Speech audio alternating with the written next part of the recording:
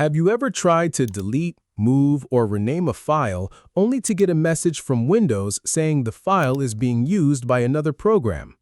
The frustrating part is that in many cases, that program is running quietly in the background and you have no idea what's actually locking the file.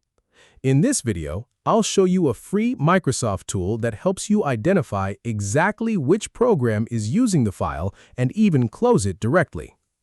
The tool is called File Locksmith, and it's part of Microsoft's free PowerToys collection, a set of incredibly useful utilities for Windows users that you can easily install from the Microsoft Store. Once PowerToys is installed, simply right-click the file and choose Unlock with File Locksmith.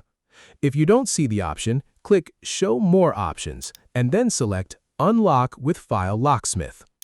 A window will appear showing all the programs and processes currently using that file.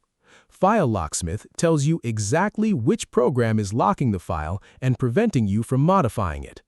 In this case, the file is being used by Adobe Reader.